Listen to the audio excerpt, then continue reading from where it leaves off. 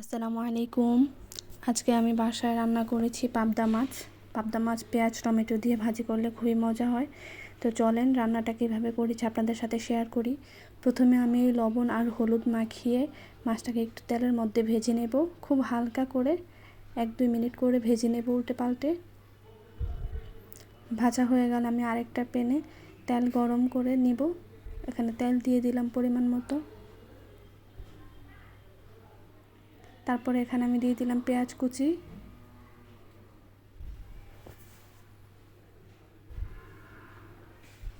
এখানে প্রায় 1 কাপ পেঁয়াজ কুচি নিয়েছি। তারপর আমি দেব কিছু কাঁচামরিচ ফালি। এবার এগুলো একটু ব্রাউন কালার করে আমি ভেজে নেব। এই যে আমার ভাজাটা হয়ে গেছে প্রায়। এবার আমি এখানে বাটা মশলা দিয়ে দিব। খুব অল্প পরিমাণে বাটা মশলা দিয়েছি, 1/2 টিস্পুন আদা বাটা, 1/2 টিস্পুন রসুন বাটা, তারপর লবণ দিয়েছি পরিমাণ মতো, হলুদ দিয়েছি 1 টিস্পুন, মরিচের গুঁড়ো দিয়েছি 1/2 টিস্পুন। এই তো এগুলো দিয়ে একটু নেড়ে চেড়ে নেব। এরপর যে আমি এখানে দিয়ে দেবো কুচি করে, একদম কুচি কুচি করে কাটা টমেটোটা দিয়ে ভালো করে নেড়ে চেড়ে নেব আবারও।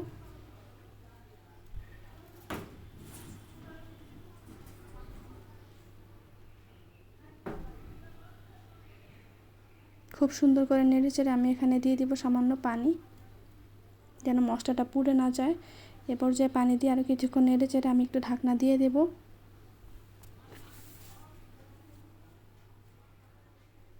ঢাকনাটা খুলে এবার আমি এখানে একটু জিরার গুঁড়ো আর একটু ধনিয়া গুঁড়ো দেব, 1/2 টিস্পুন করে দিয়েছি এগুলো।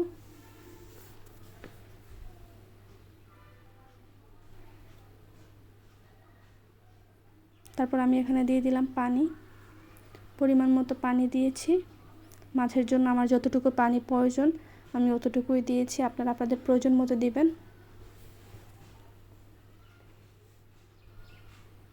এই যে পানিটা সুন্দর মতো ফুটে উঠছে, এবার আমি এখানে মাছগুলো দিয়ে দিলাম।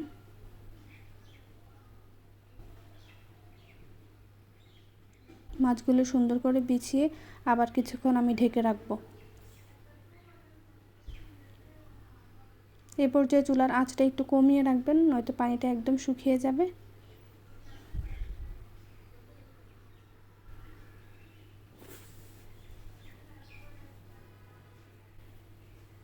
এই তো আমার রান্নাটা অলমোস্ট হয়ে গেছে।